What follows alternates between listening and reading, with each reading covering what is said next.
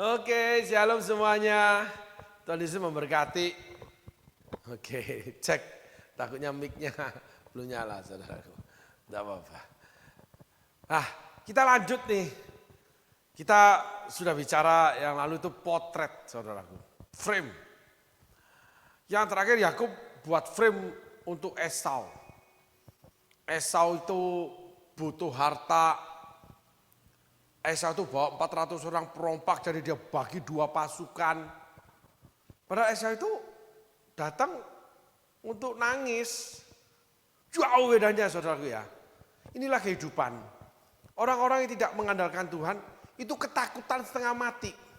Orang-orang yang tidak mengandalkan Tuhan usaha setengah mati. Kenapa? Frame mereka ini loh. Takut kekurangan.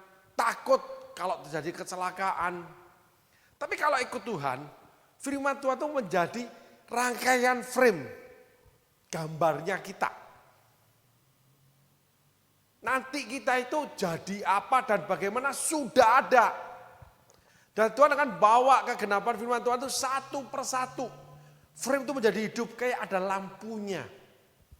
Sampai lampu terakhir selesai, dia akan padam. Kita dipanggil pulang. Gitu. Dan frame ini akan menghidupkan frame yang lain. Karena frame ini lampunya terang sinar kemuliaan Tuhan. Dia akan menghidupkan di mana setiap benda, setiap jiwa, setiap orang yang terkena frame ini. Kena terang firman Tuhan, terang kemuliaan Tuhan. Tulang Elisa mati dikuburkan, ketika ada lagi orang yang dikuburkan, nyenggol tulangnya, hidup. Yeskel, Tuhan suruh ngomong tulang-tulang itu tumbuh daging, lalu ditiupkan nyawanya menjadi laskar yang besar, hidup. Yesus bicara, Lazarus keluar. Udah mati 4 hari jadi bangkek, dia cuma ngomong enggak, Lazarus tertidur. Udah gimana kamu jadi bangkek, Tuhan bilang enggak, nanti kamu bangun kok. Perusahaanmu jadi bangkek, Tuhan bilang enggak, nanti bangun. Rumah tanggamu jadi bangkek, enggak, nanti bangun. Pasanganmu itu udah kayak bangkek bagi kamu, enggak, nanti dia bangun. Oleh karena firman-Nya. Firman-Nya itu frame kehidupan. Jadi kalau dia bilang umur panjang di tangan kanannya, kekayaan tangan kirinya. Ya udah itu frame-nya kita. Cuman bagaimana Allah menghidupkannya, itu kita harus mengikuti langkah dia. Anak cucu orang benar tidak akan minta roti, akan memberi pinjaman tidak meminjam. Untuk menghidupkannya, kita harus mengikuti langkah dia. Jadi ada manual book-nya. Gitu. Kalau enggak ngerti, ada penuntunnya. Yaitu hamba-hamba Tuhan, khotbah-khotbah dari hamba Tuhan, pengajaran-pengajaran dari anak-anak Tuhan. Yang menerangkan arti atau pengertian dari firman Tuhan yang tertulis. Semuanya ada. Sehingga kita nggak boleh mengandalkan harta, nggak boleh mengandalkan tahta, nggak boleh mengandalkan diri sendiri, jangan mengandalkan kolega. Nggak ada artinya saudaraku. Ketika terjadi krisis moneter di Amerika, itu perusahaan yang nomor 1 Amerika menjadi betul-betul perusahaan yang zero. Saham yang nilainya mahal itu tidak bernilai, orang dikasih nggak mau. Sebagai contoh saudaraku, ada pabrik besar nih, tiba-tiba terjadi perubahan, produksinya tidak laku. Buruhnya nih yang puluhan ribu harus dikasih pesangon. Lalu perusahaan ini dijual. Belum tentu ada yang mau beli, saudaraku. Kenapa? Karena dia harus memberi pesangon buruh ini atau melanjutkan buruh ini bekerja, memberi gaji dan sebagainya. biaya yang ditanggungkan. Belum tentu mau, saudaraku. Sama dengan namanya second marriage. Ada asap, ada api, ada bahan. Ketika memasuki perceraian karena terpaksa dipaksa keadaan. Perpisahan perceraian itu tidak baik. Walaupun berusaha sebaik-baik saja. Kenapa? Tidak adanya kecocokan, adanya A, B, C, D di dalam hubungan. Nah, mulai melangkah mencari pasangan yang lain. Memang pasangan yang lama itu punya masalah. Tetapi sebetulnya masalah itu bersambung dengan namanya apa? Yang ada di masalah pasangannya juga, dirinya juga. Karena yang sini menuntut, yang sana menuntut. Yang sini menuntut, yang sana nggak bisa memberi. Nanti ketemu pasangan yang baru sama, yang ini menuntut. Nah, yang sana juga menuntut, bisakah saling memberi? Gitu saudaraku. Perusahaan yang baru itu lebih baik merekrut karyawan yang baru. Dimulai gaji awal, dimulai masa percobaan. Gitu saudaraku. Nah, orang-orang yang mau usaha untung, dia tidak akan ambil yang namanya perusahaan yang jatuh. Karena terjadi perubahan. Contoh, zaman dulu wartel, itu rame saudaraku. Warnet rame. Sekarang tidak. Kenapa? Android saudaraku. Di mana setiap HP itu HP Android. Yang murah pun Android. Tinggal download aplikasi, udah bisa namanya main game. Lalu setiap HP Android bisa download aplikasi, langsung chatting-chattingan. Dulu chatting di warnet karena HP belum Android. Terus HP itu bisa memakai saluran hubungan jarak jauh. Warnet juga sama, tapi bayar. Nah, begitu ketemu yang namanya aplikasi WhatsApp, ya, di mana komunikasi dari Indonesia ke Amerika enggak kena biaya. Karena bisa dipakai buat telepon, bahkan video call. Apalagi di rumah dipasang wifi. Apalagi pergi satu tempat ada wifi. Ditelepon dari Amerika yang ngomong berjam-jam juga enggak akan habis kuotanya karena ikut wifi. Bisa video call lagi. Wartel udah nggak bisa dipakai buat pekerjaan. Gitu saudaraku. Kita nggak tahu masa depan kita. Kita nggak tahu apa yang akan terjadi. Tapi Tuhan itu, ya, dia ketika ngomong, dia buat semuanya yang dia omong itu jadi di masa depan. Namanya nubuatan. Jangan pandang enteng nubuatan, tapi ujilah segala sesuatu. Ketika Tuhan bernubuat atau Tuhan berbicara, baik melalui orang lain yang disampaikan, baik melalui diri sendiri yang dapat, melalui firman, suara Tuhan, melalui pelayanan orang lain, melalui khotbah, melalui lagu, melalui rasa, apapun yang Roh Kudus kerjakan. Itu sudah jadi, tidak akan batal, tidak akan bangkrut. Kecuali kita ketika disuruh ke timur, kita ke barat. Di barat nggak ada Tuhan. Di mana aku berada, pelayanku berada. Immanuel. Nah, ketika kita ke barat nggak ada Tuhan. Kalau Tuhan bilang berkati di timur, ketika kita ke barat, ya berkatnya di timur, Tuhannya di timur. Ke barat kita tuh usaha cari berkat. Dan berkat itu berebut kita. Tapi kalau Tuhan sediakan, Yakub, kamu pulang ke negeri leluhurmu, aku menyertai engkau. Langsung lihat malaikat. Yakub seumur hidup Di tanah Kanaan, nggak ada yang bisa ganggu dia. Kaya raya dia, karena Tuhan menyertai. Karena Tuhan yang suruh.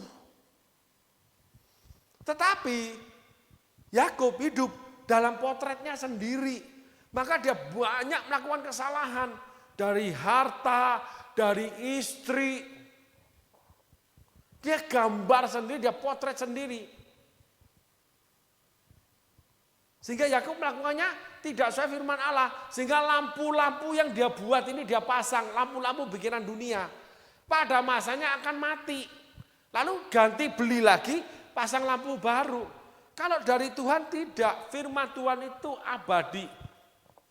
Jadi kalau Tuhan bicara kamu aku berkati, udah diberkati. Anak cucu orang benar, ya udah. Anak cucu orang benar tidak minta-minta roti. Udah. Cuman caranya menghidupkan lampu, itu kamu harus ikut tuntunan Tuhan. Itu saja. Dan sekali hidup, dia akan hidup terus. Saul itu ditabiskan Tuhan jadi raja, dipilih jadi raja terus. Daud itu jadi raja terus. Musa itu sampai mati memimpin terus. Yosua sampai mati memimpin terus. Ketika Allah berfirman itu jadi. Tidak tergantung kamu, tidak tergantung orang lain, tidak tergantung keadaan. Apapun keadaanmu, apapun yang kamu perbuat, yang penting kamu hidup di dalam bahtera itu udah selesai. Tinggal kamu atur ekosistem dalam bahtera itu.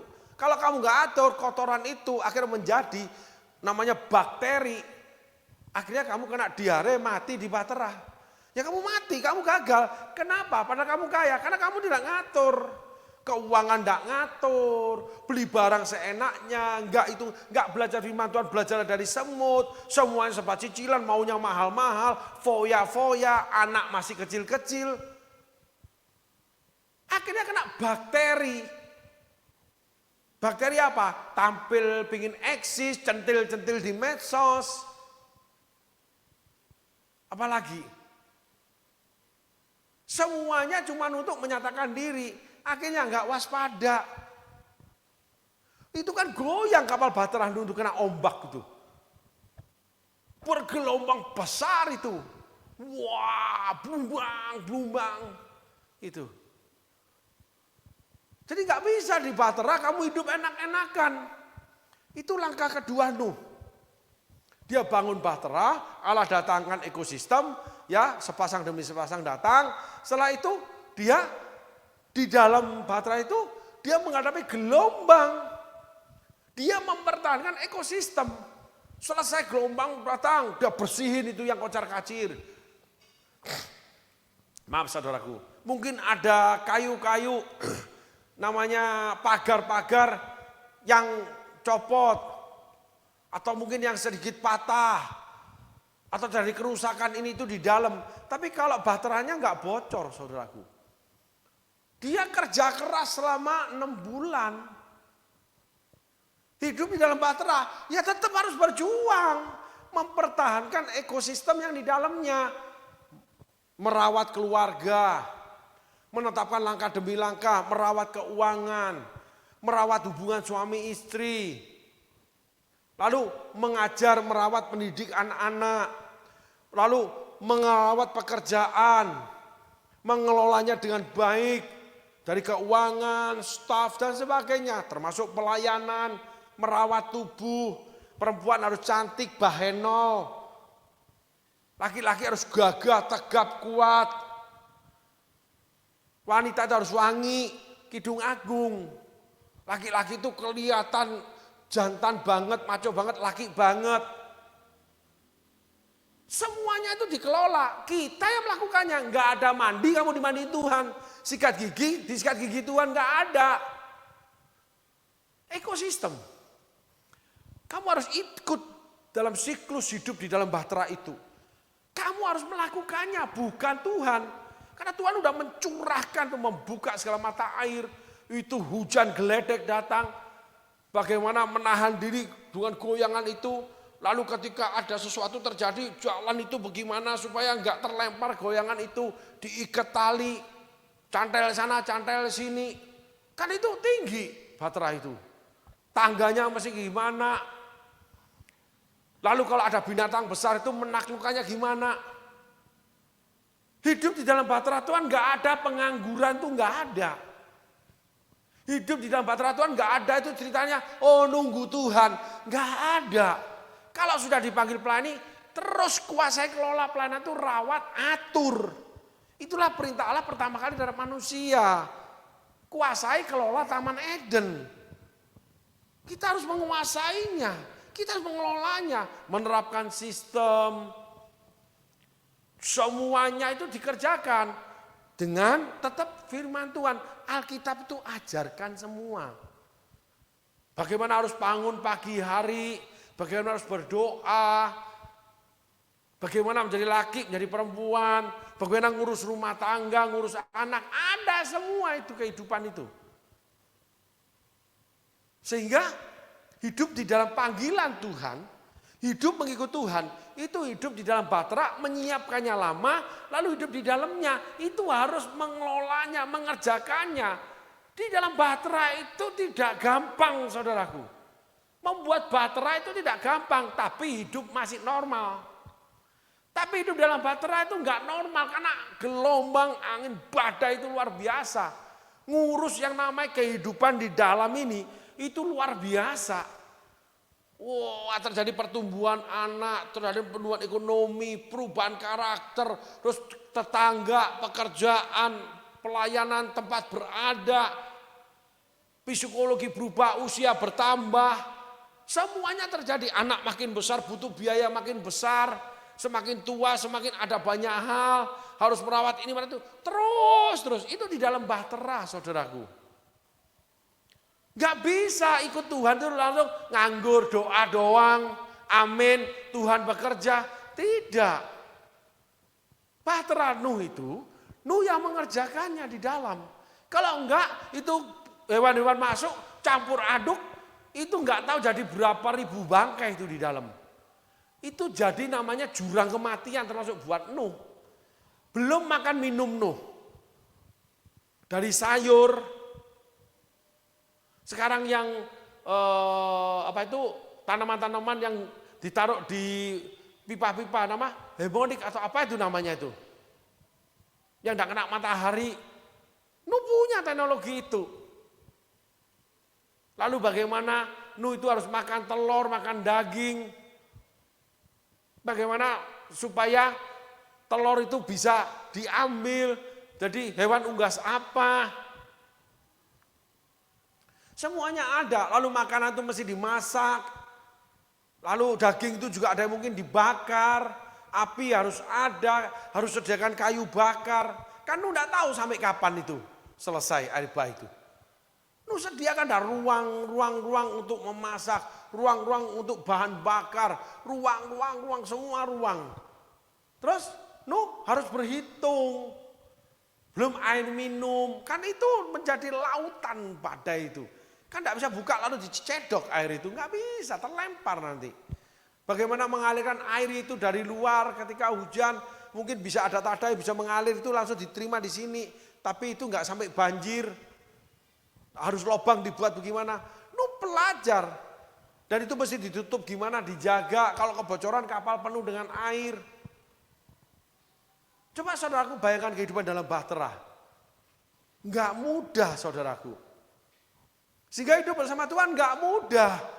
Harus menggali pengetahuan tambah, karena pada imanmu pengetahuan. Kalau mengembala di kota harus tahu problem kota, karakter orang-orang kota. Kalau mengembala atau melayani di pedalaman harus tahu aturan-aturan pedalaman, budaya-budaya orang pedalaman, di mana ditempatkan Tuhan. Kehidupan di pedalaman beda dengan kota. Termasuk karakter-karakter manusianya. Sebagai hamba Tuhan itu sibuk. Tidak nganggur saudaraku. Gak bisa cuma doa tok selesai. Khotbah tok selesai. Makanya hidup dalam kekurangan. Karena gak membangun bahtera. Terus gak mengelola bahteranya. Bahtera rumah tangga. Bahtera pekerjaan. Bahtera pelayanan. Di dalamnya ada, kita mesti ngaturnya semua. Itulah Taman Eden yang Tuhan sediakan. Tetap ada ular yang nangkring, nanti ada namanya kotoran yang mesti disanitasi. Ya, kencing hewan, bau dibuangnya gimana. Makanan-makanan disimpan gimana, nanti kalau sisa makanan digimanain, pembuangan dari manusia sampai hewan. Lalu itu suami istri muda, bagaimana mereka hidup itu tinggal di dalam kamar mereka. Mereka belum punya anak. Semua ada saudaraku. Nuh itu betul-betul belajar lama membangun Batra, tinggal di dalam Batra, dia terapkan semua ilmu itu. Cuma 6 bulan, tapi 6 bulan bisa membunuh ketika kotoran itu bertumpuk. 6 bulan bisa membunuh ketika bangkai itu banyak. 6 bulan bisa mati ketika nggak bisa membuat makanan. 6 bulan bisa mati ketika nggak bisa membuat api untuk membakar makanan, memasak makanan. 6 bulan bisa mati karena nggak ada air tawar mesti diminum. Belum lagi makanan buat hewan, hewan pemakan daging, hewan pemakan yang namanya rumput, belum lagi hewan pemakan serangga. Semua di tangan Tuhan. Semua butuh kehidupan. Nuh itu orang yang ditunjuk. Jadi ketika kita ditunjuk Tuhan, itu punya kesibukan luar biasa. Ditunjuk menjadi hamba Tuhan, ditunjuk jadi pemimpin gereja, ditunjuk sebagai orang yang dipercaya bekerja, ditunjuk sebagai pemimpin pekerjaan, ditunjuk sebagai orang yang memiliki usaha, ditunjuk sebagai orang yang menikah, punya pasangan, punya anak. Enggak terus semua diselesaikan dengan doa. Saya dulu seperti itu. Anak enggak dikelola, kesehatan enggak dikelola. Hampir kolaps semua itu. Rumah tangga tidak dikelola, hubungan suami istri tidak dikelola. Kolaps semua itu saudaraku. Hampir membunuh kehidupan saya. Termasuk membunuh kehidupan rohani. Ternyata tambahkan pada imanmu pengetahuan. Belajarlah dari semut itu benar saudaraku. Nah Alkitab itu betul-betul harus diwahyukan Roh Kudus menjadi panduan hidup kita. Menjadi terang bagi kita, dituntun menuju pada tujuan daripada kehendak Allah. Semuanya baik tapi menjadi tidak baik ketika kita menyimpang, ketika kita tidak mengusahakan dan mengelolanya. Ini kecelakaan besar hidup orang-orang percaya. Masuk gereja hubungan suami istri nggak pernah beres. Ada seorang gembala suami istri yang menggembala awalnya murni, seorang dokter saudaraku di sebuah kota. Murni dua-duanya. Tuhan berkati, Tuhan bekerja. Tapi istrinya dominannya, cerewetnya saudaraku. Soknya saudaraku. Akhirnya istrinya meninggal, suaminya ini akhirnya menikah lagi dengan orang non-Kristen. Karena mendapatkan kebaikan di sana. Pada awalnya sebagai gembala, sebagai pendiri gereja, cabang gereja yang dari kota besar. Ya, mereka di kota kecil, mereka suaminya seorang dokter yang terkenal. Bagus gerejanya dibangun bagus, banyak orang datang. Tapi suami istri nggak pernah beres, saudaraku. Istri nggak pernah tunduk sama suami. Waduh, rewelnya kelihatan banget, saya juga lihat. Soknya dan sebagainya, suami itu kayak apa aja, dengar suara Tuhan, berdoa. Suami itu menjadi gembala sidang yang nggak ada artinya. Lalu pada suatu kali istrinya meninggal. Kalau nggak salah kena kanker otak atau kanker apa. Lalu beberapa saat kemudian saya dengar bahwa dokter ini menikah lagi dengan non-Kristen. Kenapa? Karena orang itu baik sekali. Ada lagi seorang pejabat tinggi negara. Wah, suami istri orang Kristen yang baik, orang yang melayani Tuhan, orang berbicara sesuatu menyebut nama Tuhan Yesus. Kedua-duanya. Pada akhirnya bercerai. Lalu suami ini menikah lagi non-Kristen, tapi istrinya ini akhirnya menjadi Kristen. Kenapa? Karena dilayani dengan baik. Istrinya ketahuan itu punya kedekatan dengan seseorang, rame. Wah, sampai viral di media sosial. Anak-anak Tuhan, melayani Tuhan, pejabat tinggi negara. Akhirnya ujungnya suami menikah lagi dengan yang bukan jauh lebih muda, karena perempuan ini diceritakan melayani suami ketika susah. Sedangkan istri nggak melayani suami, malah mereka saling gugat. Karena ketahuan istri ini dekat dengan seorang laki-laki. Dan suami ini karena pejabat negara dia punya bukti konkret. Di mana dia buka itu semua. Akhirnya mereka bercerai. Lah semuanya ngomong Tuhan. Di umum ngomong Tuhan, di media ngomong Tuhan. Tapi akhirnya gimana? Cerai.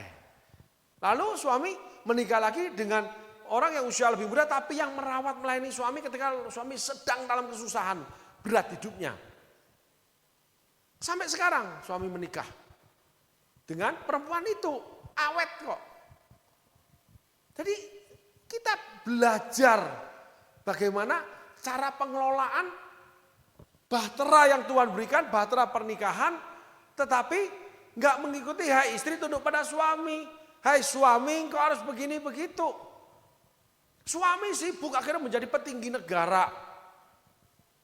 Suami punya organisasi, hidup di dalam organisasi. Suami berhasil sebetulnya. Tapi kalau melihat keadaan, suami kurang dihargai sama istri. Karena istri itu anak orang kaya, sekolah luar negeri. Suami tidak. Intelek banget. Dan istri menjadi pejabat negara. Tapi bahtera rumah tangganya kandas, tenggelam. Ada lagi seorang gembala, melayani diberkati Tuhan. Menikah dengan yang laki-laki perjaga, yang perempuan masih perawan. Menikah belasan tahun, bercerai. Istri selingkuh. Istri bercerita kenapa dia selingkuh. Diperlakukan tidak layak sebagai wanita. Sebagai wanita diperlakukan tidak layak. Suaminya seorang gembala yang diberkati Tuhan. Tapi hubungan suami istrinya diperlakukan tidak layak banget, saudaraku. Yang orang nggak tahu. Masa saya beginin Pak? Masa saya dibuat gini? Masa dia itu mau enaknya aja Pak? Saya ini cuma dibuat gitu. Tapi langsung akhirnya ada laki-laki yang dianggap dia sayang sama dia, akhirnya terjadilah eksiden.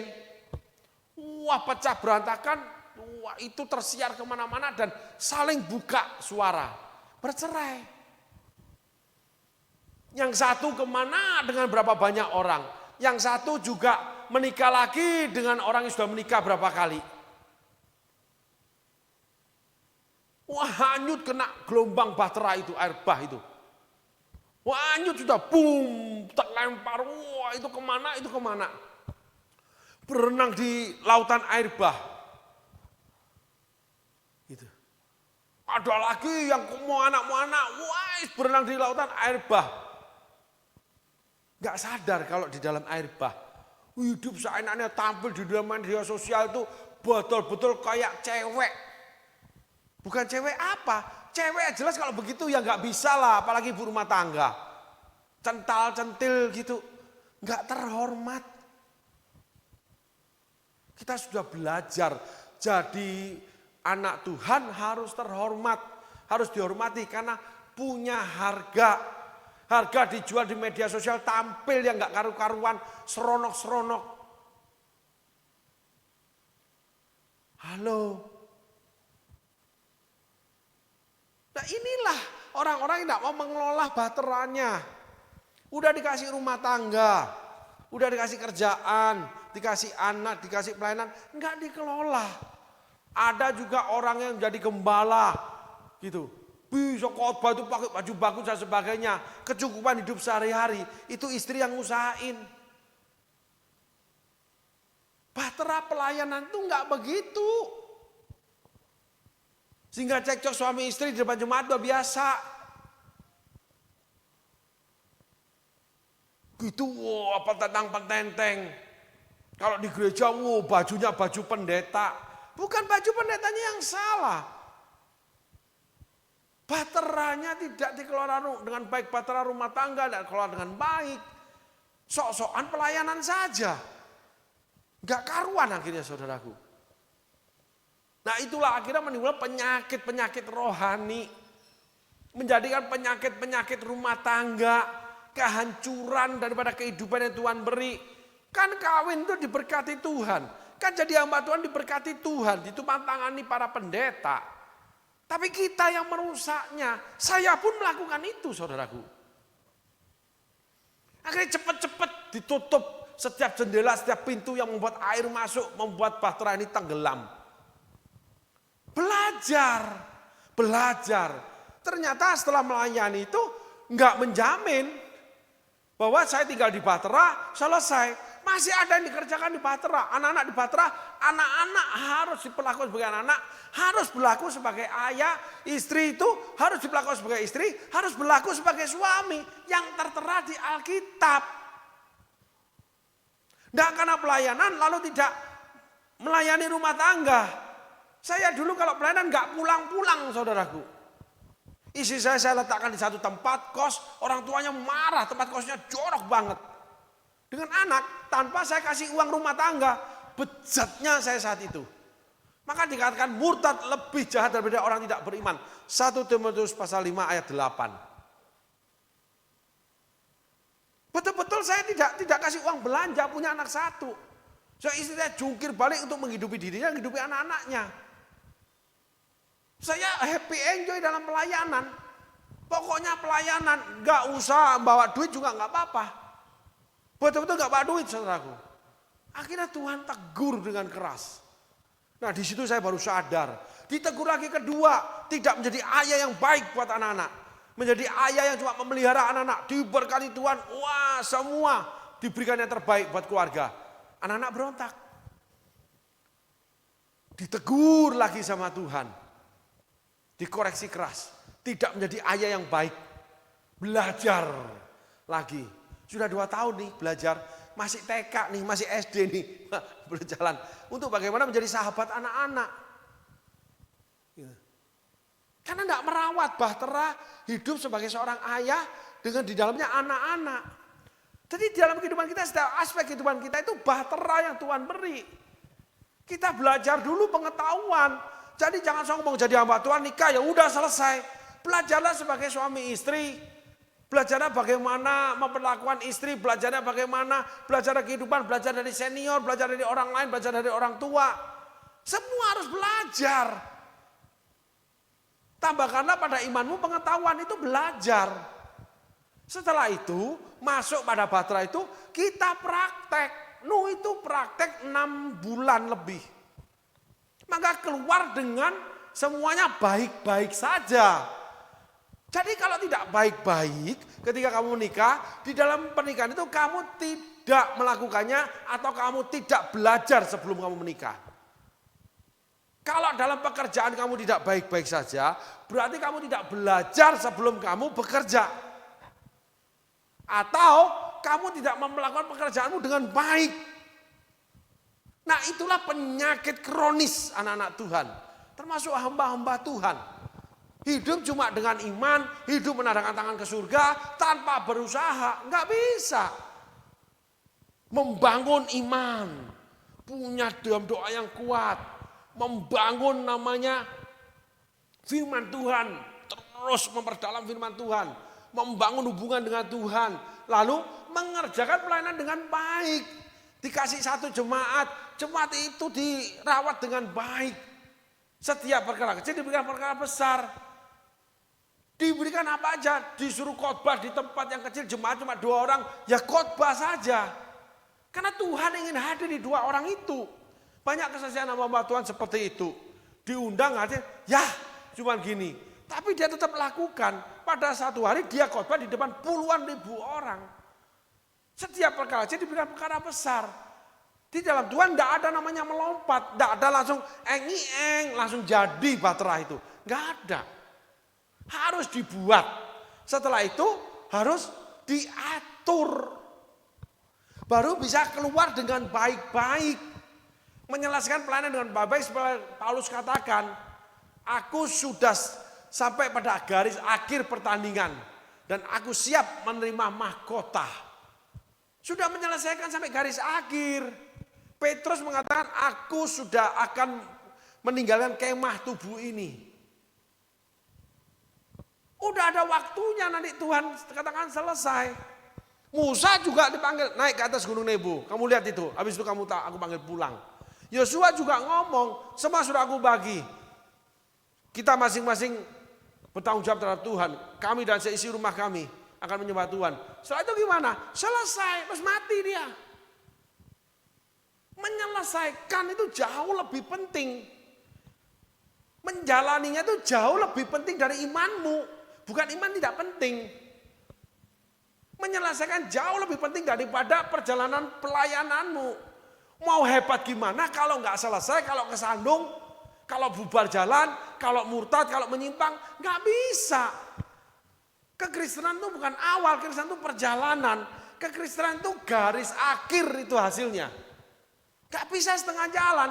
Beruntunglah teman-teman itu kalau sudah dipanggil pulang dalam keadaan pelayanan. Ada 3 gembala dari Smart People. 3 gembala. Termasuk 3 pembangun gereja ini. Dipanggil pulang ketika lagi pelayanan. Mereka sudah mencapai garis akhir karena untuk dipanggil pulang itu penentuan Tuhan. Nah yang kita tinggal ini masih berkutat terus berjuang. Kenapa? Di setiap bahtera kehidupannya Tuhan beri. Itu penting saudaraku. Sehingga kita harus punya potret ini, gambar ini. Bahwa kita tinggal di bahtera, kita harus belajar tentang bagaimana mengelola isi bahtera ini. Bahtera rumah tangga, bahtera pekerjaan, bahtera sebagai istri, bahtera pelayanan, semuanya sebagai apa? Kelola itu. Nah itu sama dengan taman di Eden sebelah timur. Allah menyediakan semuanya. Yakub Tuhan sertai semuanya. Allah menyediakan, Allah menyertai. Kita yang mengerjakannya. Nuh mengerjakan di dalam kapal, di dalam bahtera. Ngurus semuanya, sepasang demi sepasang, ada 6 pasang itu. Masuk ke bahtera Nuh, banyaknya hewan itu. Ayo, coba bayangin saudara, dari kelinci sampai harimau. Dari gajah sampai kepada binatang apa yang kecil nih? Bebek, ayam, unggas, jangkrik, apalagi. Datang semua ke Nuh. Jadi kelengkapan hidup kita, Tuhan datangkan, kita kelola. Kalau kita ditentukan jadi pengusaha, Tuhan datangkan usahanya, kita kelola. Tuhan sediakan orang-orangnya, Tuhan sediakan perdagangannya, Tuhan sediakan orang yang berdagang dengan kita. Semuanya ada, tapi kita kelola. Nuh mengelola namanya bahtera dan seisinya. Sehingga Nuh mendarat itu langsung dia baik-baik saja. Tetapi sebelum mendarat, Nuh itu check and balancing. Nah ini penting saudaraku. Banyak orang pandai mengerjakan, tidak pandai meneliti pekerjaannya. Check and balancing namanya itu. Ada yang bicara cek and dicek sama. Jadi setelah kita mengerjakannya, kita harus teliti, lihat. Kita pelajari kembali, lalu apakah hasilnya sesuai dengan apa yang kita ingini. Nuh, itu dia lemparkan dulu burung. Enggak kembali berarti air belum surut. Dia enggak mau turun. Sampai air surut, dia tunggu berapa hari lagi, baru kapal itu terdampar. Karena air sudah surut, maka kapal itu kena yang namanya dasar tanah. Lu nggak sembarang bergegas lompat ke air. Begitu uang datang langsung pergi, langsung foya-foya. Ada itu hamba Tuhan seperti itu. Saya punya pengalaman saudaraku. Maaf, ini cuma contoh untuk kita belajar ya. Ada seorang hamba Tuhan ketika saya datang, aduh kasihan saudaraku. Makan kangkung 1 panci, tempe 1 panci, tahu 1 panci dengan nasi. Isi rumahnya 8 orang mungkin. Ranjang kecil-kecil kayak anak TK, kayak anak SD di dalam asrama itu tumpuk 2. Lalu hati tergerak. Memberikan makanan, memberikan buah, memberikan ya misalnya soto. Lalu pada suatu hari mengkolek teman-teman untuk memberi persembahan kepada hamba Tuhan ini supaya dipakai untuk keperluannya. Diberikanlah nilai hampir 1 juta atau sudah 1 juta. Amplop diterima, siangnya ketemu teman, ternyata pergi ke pertokoan ke mall. Mereka habisin uang di sana. Maka dongkollah para pemberi itu. Loh itu kan mestinya dibuat ya namanya buat hidup ya. Mungkin beli ini, beli itu, simpen nanti kalau anak sakit ke dokter. Karena kalau ditanya nggak punya duit, iman aja.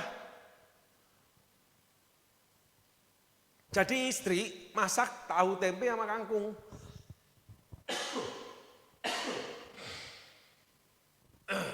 Maaf saudaraku. Saya lihat sendiri itu saudaraku. Enggak tega. Padahal saya juga susah waktu itu saudaraku. Tapi makan saya tidak seperti mereka. Masih makan, ya masih ada soto lah, masih ada sop lah. Uangnya dibelanja buat ke pertokoan. Berkat datang, enggak dikelola dengan baik. Diberikan pelayanan, enggak dikelola dengan baik. Hidup seenaknya, hidup seamburadulnya, itu bahtera akan busuk. Pekerjaan itu akan busuk, pelayanan akan busuk, rumah tangga akan busuk, yang akan membunuh penghuninya. Makanya Yakub, anak-anaknya dibunuh dengan kejahatan. Hubungan suami istri Yakub juga dibunuh dengan kejahatan. Mati semua. Sampai Yakub disewa dengan buah dudaim. Yakub ditukarkan dengan buah dudaim. Enggak ada harganya. Karena pola hidup yang salah, karakter yang salah. Nah, kita sampai pada Yakub bagaimana merespon Esau. Nanti kita lihat nih Yakub nih. Wah, Yakub itu licik saudaraku. Dia buat 2 pasukan. Padahal kakaknya ini, Esau ini mau memeluk dia, menangis karena kangen. Yuk, kita tengok Alkitab.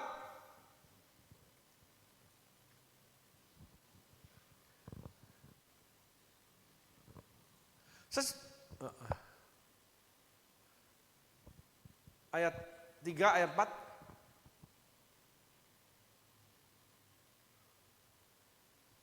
Ayat 4.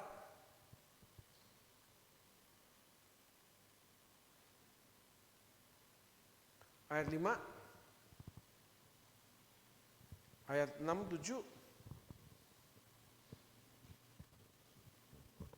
Nah, ayat 7. Lalu sangat takutlah Yakub dan merasa sesak hati, maka dibaginya lah orang-orang bersama-sama dengan dia, kambing dombanya, lembu sapi dan untanya menjadi 2 pasukan. Ayat 8. Sebab pikirnya jika Esau datang menyerang pasukan yang satu sehingga terpukul kalah, maka pasukan yang tinggal akan terluput. Ayat selanjutnya. Dia mulai strategi, saudara. Potretnya dilakukan, saudaraku. Dengan pola dia. Dia tidak mengandalkan Tuhan. Yakub tidak pernah mengandalkan Tuhan. Si penipu tidak akan pernah mengandalkan Tuhan. Pasti mengandalkan diri sendiri. Jadi kalau saudara mengandalkan sendiri, ingat saudara bisa seperti Yakub di dalam diri saudara. Si penipu. Tolong ayatnya. Nah, di sini Yakub minta pertolongan Tuhan. Kemudian berkatalah Yakub, ya Allah nenekku Abraham dan Allah ayahku Ishak, ya Tuhan yang telah berfirman kepadaku, pulanglah ke negerimu kepada sanak saudara, aku akan berbuat bagimu. Ayat 10, ayat 11. Terus ayat 11. Ayat 10. Sekali-kali aku tidak layak menerima segala kasih dan kesetiaan yang kau tunjukkan kepada hambamu ini. Sebab aku membawa hanya tongkatku ini waktu aku menyeberang sungai Yordan ini. Tapi sekarang telah menjadi 2 pasukan. Ayat 11. Lepaskanlah kiranya aku dari tangan kakakku, dari tangan Esau. Sebab aku takut kepadanya. Jangan-jangan dia datang membunuh aku juga ibu-ibu dengan anak-anaknya. Lihat frame-nya Yakub, potret Yakub. Bahwa Esau akan lakukan itu. Si penipu akan tertipu dengan pikirannya sendiri. Tidak sesuai realita. Orang kok baru punya duit kok gayanya kayak orang kaya raya. Orang punya duit segitu kok gayanya kayak orang punya duit segudang. Sombongnya. Orang kok berantakan hidupnya, gayanya nampil-nampil centil-centil di medsos. Hubungan sama suami berpisah kok cental-centil di medsos. Hati-hati, itu Yakub loh. Masalahnya keturunanmu nanti kena itu. Hati-hati saudaraku. Hati-hati. Firman Tuhan ya dan amin lah. Dan saudara bilang tidak hari ini karena belum nampak. Yakub waktu itu lakukan tidak nampak. Tapi ketika tua baru cerita itu dibuka. Apa yang terjadi dalam kehidupan anak-anaknya. Sampai yang namanya anaknya nidurin istrinya. Naik ke ranjang petiduranku, kata Yakub. Gila loh, bininya bapak makan lu. Luar biasa saudaraku, bejatnya itu. Anak Lea, anak Rahel, anak Zilpa, anak Bilha. Coba bayangin. Hancur-hancuran keluarga ini. Waktu kecil nggak nyata. Takut sama mama. Ketika udah dewasa, sekali hilang selamanya dia. Gak ada panutan dalam hidup. Lihat model mama kayak begitu. Ngalir semua. Saya punya orang seperti gitu. Saya ketemu orang seperti gitu. Rusak hidupnya perempuan ini. Kenapa? Karena mamanya ketika di konseling baru cerita. Ada mamanya mucikari. Dia ditawar perawannya. Ada yang dikerjain sama dukun-dukun. Sampai setengah error. Ada yang dikerjain dukun-dukun sampai jadi pelacur. Itu sudah pernah konseling saudaraku. Jadi saya memandang ini, wow, gila banget. Orang tuanya Kristen. Bahkan melayani Tuhan. Hancur semua hidupnya saudaraku, anaknya. Itulah kisah Yakub. Anak-anaknya brutal saudaraku. Yuk kita lanjut lagi, yuk kita belajar kisah Yakub ini. Ayat selanjutnya. Bukankah engkau telah berfirman, tentu aku akan berbuat baik kepadamu dan menjadikan keturunanmu sebagai pasir di laut yang karena banyak tidak dapat dihitung. Kira-kira yang diomongin Tuhan ini terjadi enggak? Terjadi. Tuhan selalu berbuat baik terhadap Yakub. Tuhan menjadikan keturunan Yakub seperti pasir di laut banyaknya. Tuhan menyertai Yakub, semua digenapi. Tetapi yang dilakukan Yakub, kesalahan Yakub, perjalanan Yakub, di mana Yakub bangun dengan kekuatan manusia, Yakub bangun dengan kejahatan, Yakub menipu, tidak disertai Tuhan. Tidak disertai. Bahkan yang namanya hak sulung yang jatuh sebagai ke Ruben sebagai anak sulung, jatuh ke Yusuf. Kacau terahnya. Tuhan menyertai apa yang dia firmankan. Kalau yang tidak difirmankannya kita lakukan, dia tidak akan menyertai. Nuh selamat karena dia mengikuti, mengerjakan apa yang digendaki Tuhan. Suruh buat bahtera. Suruh masuk ke dalam bahtera. Bagian dia mengerjakan membuat bahtera, bagian dia mengelola bahtera itu. Itu tugas kita anak-anak Tuhan. Tuhan punya bagian, kita punya bagian. Tapi kalau kita kerjakan itu bukan bagian yang ditentukan Tuhan, cilakalah kita. Tuhan gak ada di sana. Semua yang diucapkan Yakub Tuhan sertai. Yang lain tidak. Anaknya jahat, tidak. Mana Tuhan menyertai? Amin saudaraku. Yuk ayat selanjutnya. Lalu bermalam di sana pada malam itu kemudian diambilnya dari apa yang ada padanya suatu persembahan untuk Esau kakaknya. Yaitu 200 kambing betina, 20 kambing domba jantan, 200 domba betina dan 20 domba jantan. 30 unta yang sedang menyusui serta anak-anaknya, 40 lembu betina dan 10 lembu jantan, 20 keledai betina dan 10 keledai jantan. Luar biasa loh Yakub ini. Wah, kaya raya dia. Lihat, dia memakai potret dia kaya raya untuk menyuap, untuk supaya kakaknya nggak marah. Yakub tidak mengandalkan Tuhan, Yakub mengandalkan kekayaannya. Jadi kalau saudara mengandalkan kekayaan saudara menjadi Yakub. Andalkan Tuhan, Tuhan bisa pakai kekayaanmu. Andalkan Tuhan, Tuhan pakai hartamu. Mengandalkan harta, Tuhan tidak menyertaimu. Mengandalkan kekayaan, Tuhan tidak menyertai kekayaanmu. Itu akan menjadi jerat di tangan iblis, menjerat, menyeret, berbuahkan dosa dan maut. Itu saja. Setiap manusia dicobai oleh keinginannya sendiri. Ya dipikat, diseret dan menjadi maut buat dia. Yakobus tulis.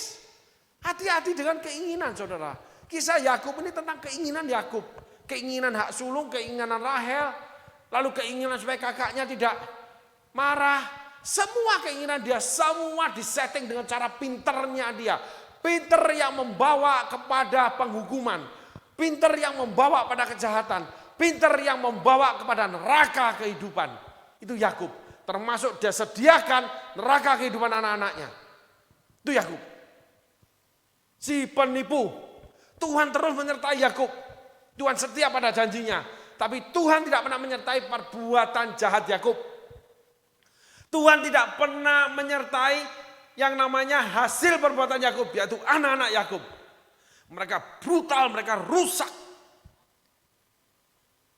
Ayat selanjutnya. Jadi diserahkannya lah semuanya itu kepada budak-budaknya untuk dijaga tiap-tiap kumpulan tersendiri, dan ia berkata kepada mereka, berjalanlah kamu lebih dahulu dan jagalah supaya ada jarak antara kumpulan satu dengan kumpulan yang lain. Ayat selanjutnya. Diberitakanlah kepada yang paling dibuka apabila Esau kakakku bertemu dengan engkau dan bertanya kepadamu, siapakah Tuhanmu dan kemanakah engkau pergi dan milik siapakah ternak terpanu itu. Lihat dia setting semua, dia taruh budak-budak di depan, dia di belakang. Jadi kalau Esau ngamuk, orang di depan dibunuh. Orang seperti itu bukan pemimpin. Yesus pemimpin, dia yang mengawali mati disalibkan. Paulus pemimpin, dia mengawali yang mati dirajam. Orang yang dipilih Tuhan itu harus berada di depan, bukan di belakang. Tidak kasak kusuk di belakang, dorong-dorong, gosip-gosip. Enggak begitu saudaraku. Berhadapan muka dengan muka. Kalau ketemu baik-baik, tapi kalau di belakang omongannya, itu si penipu Yakub, itu setan itu saudaraku. Itu benar saudaraku. Banyak seperti itu, jangan pernah mau makin digosok makin sip membicarakan pastor, membicarakan gerejamu, membicarakan apapun. Itu setan semuanya bekerja saudaraku. Tuhan tidak akan pernah bekerja. Akibatnya nanti selanjutnya hancur apa yang ada di bahteramu itu. Setan akan masuk dan rusakkan semua itu. Amin saudaraku. Ayat selanjutnya. Jawablah milik hambamu Yakub, inilah persembahan dikirim kepada tuanku Esau, dan Yakub sendiri pun ada di belakang kami. Begitulah diperintahkannya baik kepada yang kedua maupun kepada yang ketiga, dan kepada sekalian orang yang berjalan mengiring kumpulan hewan itu, katanya, seperti perkataanku tadilah kamu katakan pada Esau apabila kamu berjumpa dengan dia. Dikorbankan orang-orang itu. Ayat selanjutnya. Dan kamu harus mengatakan juga, hambamu Yakub sendiri ada di belakang kami. Sebab pikir Yakub, baiklah aku menamakan hatinya dengan persembahan yang diantarkan. Dia suap Esau. Dia pikir Esau gila harta. Itulah si penipu. Selalu berusaha baik-baik supaya orang baik sama dia. Jadi ketika ada orang baik-baik terhadap saudara, supaya saudara baik sama dia, hati-hati. Jangan-jangan si penipu Yakub. Dia berusaha menyuap kita, membutakan mata hati kita, membutakan kita akan apa yang dikerjakan jahat dia di belakang itu. Di gereja baik-baik tapi di pekerjaan jahat dia sembunyikan dengan baik-baik di gereja. Di depan setiap orang suami digandeng, depan setiap orang istri dipeluk, tapi di rumah saling baku pukul. Banyak itu, ada itu kesaksian. Saya di gereja menjadi worship leader yang digemari. Di rumah saya pukul suami. Ada itu kesaksiannya. Itulah si penipu Yakub. Harus bertobat saudaraku. Harus belajar membangun bahtera dan belajar mengelola bahtera itu kembali. Saya pun terjadi. Beberapa aspek kehidupan saya itu disuruh bangun lagi bahtera. Kena hancur, tenggelam bahteranya saudaraku. Hampir cerai sama istri bolak-balik. Ditolak anak juga bolak-balik. Saudaraku, jatuh terus di sana. Tuhan suruh belajar lagi. Keras Tuhan soal ini. Semakin lama, ya semakin lumayan, semakin cakap. Itu aja saya bilang. Tapi belum benar 100%. Belum benar saudaraku. Belum bisa sesuai standar Alkitab. Tapi yang penting kita punya dasar mau. Kita melangkah, Tuhan menuntun. Pasti sampai di tujuan. Karena tangan kita terangkat ke surga, Tuhan meresponinya karena kita mengandalkan Tuhan. Diberkatilah orang yang mengandalkan Tuhan. Itu saja saudaraku. Yuk lanjut lagi tentang Yakub sedikit lagi. Jadi persembahan itu diantarkan lebih dahulu, tetapi ia sendiri bermalam pada malam itu di tempat perkemahannya. Pada malam itu Yakub bangun dan membawa kedua istrinya kedua budaknya perempuan dan ke-11 anaknya dan menyeberang ke tempat penyeberangan sungai Yabok. Yakub langsung menyendiri dari kawanan. Dia bawa 4 istri sebetulnya itu. Budak-budak ini yaitu mama-mama dari 4 anaknya. Coba bayangin itu keluarga itu. Anak budak dengan anak nyonya. Kira-kira anak budak itu dipermainkan gak sama anak nyonya? Anak budak itu bisa nggak lebih dari anak nyonya? Belum tentu saudaraku. Saya punya masa lalu yang agak kelam. Pada suatu hari ibu saya dititipin anak dari saudara ayah saya dari luar kota. Yang ayahnya meninggal, suaminya meninggal. Anaknya dititipkan satu di kami, satu di tempat lain. Karena ibunya nggak sanggup memelihara. Lalu anak ini sebetulnya sekolah, ibu saya tidak menyalahkannya. Tapi ditaruh di pabrik di tempat mama saya itu punya pabrik itu di tempat usaha mama saya, dan dia jadi kuli sudah di sana. Sehingga kalau pulang dia di belakang mobil. Kalau kami sekolah pakai mobil di dalam mobil. Jadi dia angkat barang, dia ngecat dan segalanya. Kalau makan di rumah juga dia disediain makanan. Jadi kalau main juga dia jadi alat main kami. Kami masih kecil, saya ingat sekali. Dan itu jahat saudaraku. Karena dia anak orang miskin, saudara sepupu. Akhirnya jadi bahan, ya dia enggak bisa marah sama kami. Tinggal di rumah kami, kerja dikasih makan sama mama. Yang betul-betul enggak layak.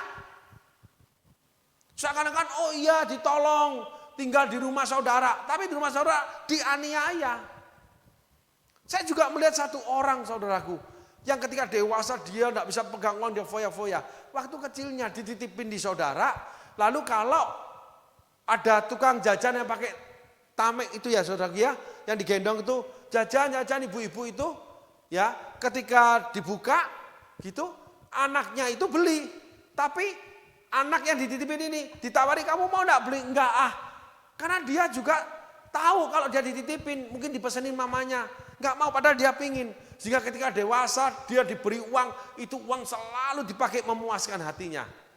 Luka batin dia saudaraku. Kenapa? Karena keluarga orang tuanya itu enggak benar. Bapaknya lari, mamanya lari, semua enggak benar saudaraku. Perpisahan papa mama, kelihatan berkeluarga, tapi anak tercerai-berai. Akhirnya anak perempuan itu besarnya tidak karu-karuan hidupnya. Yang penting dapat duit. Haleluya. Inilah kehidupan nyata yang kita hadapi. Ketemu Yakub ini, padahal itu keluarga anaknya pendeta. Anak pendeta itu ada yang jadi namanya LGBT, ada yang menjadi LGBT lalu dibunuh sama pasangannya, ada yang kawin cerai, ada yang jadi tengkulak. Aduh banyak saudaraku, keturunan hamba Tuhan, bapaknya itu seorang pendeta. Kenapa? Karena spirit Yakub rusak turunannya semua. Amin saudaraku. Firman Tuhan itu akan membuktikan, menyatakan dirinya. Enggak perlu kita dorong, enggak perlu kita jadikan, itu akan jadi. Jadi kalau saudaraku melakukan seperti Yakub lakukan, ingat kita sudah membuat itu 23 part si penipu Yakub. Di mana banyak cerita di dalamnya. Kalau saudaraku terlibat ini, cepat-cepat selesaikan sama Tuhan. Datang sama Tuhan. Minta ampun sama Tuhan. Lalu serahkan kepada Tuhan. Merah seperti biji kermisi akan diputihkan seperti bulu domba. Dan Tuhan akan urus semua yang jahat di sekitarmu akibat perbuatanmu. Itu akan dilenyapkan. Kamu akan diperintahkan Tuhan buat bahtera. Lalu kamu tinggal di dalam bahtera. Kamu belajar buat bahtera, belajar tinggal bahtera. Nanti kamu akan sampai pada daratan di mana kapal itu akan terdampar di sana. Di situ kamu akan menjadi orang yang lain. Nuh menjadi yang namanya petani anggur, sehingga dia dapat membuat anggur yang memabukkan. Makanya Nuh mabok. Nuh itu pinter. Tapi orang pinter yang sembarangan akhirnya anaknya dikutukin. Tapi kita belajar membedah perjalanan Nuh. Di mana Nuh terselamatkan karena dipandang benar hidupnya. Lalu anak mantunya, istrinya itu mengikuti dia. Kalau Lot, mantunya tidak mau ngikuti, gimana ngikuti? Lawan tunangannya diserahkan laki-laki untuk disodomi. Lot itu orang benar, tapi bejat. Disebut Lot orang benar. Tinggal di Sodom Gomora. Bejat. Diselamatkan Abraham, ditawan raja-raja, diselamatkan lagi. Lot tidur dengan anak gadisnya 2 yang tunangannya tidak mau ikut. Lahirlah bani-bani penduduk atau suku-suku di tanah Kanaan. Dari kedua anak itu, dari namanya benihnya Lot, anak kandung saudaraku. Itu orang benar, dari kecil dididik Abraham, dibawa dari desa, dari Haran dibawa. Tapi akhirnya memilih kekayaan, memilih tinggal di tempat yang mendatangkan cuan, akhirnya menjadi hidupnya persis seperti orang Sodom Gomora. Jadi nidurin anak sendiri nggak masalah. Dididik dengan benar, diajar dengan benar, mengenal Allah, mengenal malaikat Allah, mengenal cara bagaimana memberikan namanya sajian kepada malaikat Allah, melindungi malaikat Allah, tetapi akhirnya meniduri anak sendiri diserahkan untuk disodomi. Pergaulan buruk, perusahaan kebiasaan baik. Kenapa? Karena mengingini kekayaan. Tinggal di daerah-daerah yang kaya. Bukan kehendak Tuhan yang pasti. Akhirnya memiliki benih namanya 2 suku bangsa Kanaan. Yang memerangi orang Israel. Dosa akan melahirkan dosa. Amin saudaraku. Dosa itu beranak. Yuk kita lanjut sedikit lagi. Pada malam itu Yakub bangun dan dia membawa kedua istrinya, kedua budaknya perempuan dan 11 anaknya. Dan menyeberang ke tempat penyeberangan sungai Yabok. Sesudah ia menyeberangkan mereka, ia menyeberangkan juga segala miliknya. Lalu tinggallah Yakub seorang diri. Ya, kita lanjut di part yang selanjutnya saudaraku. Yakub menyelamatkan keluarganya semua. Setelah itu dia bergulat dengan malaikat. Tuhan Yesus berkati. Terima kasih saudaraku.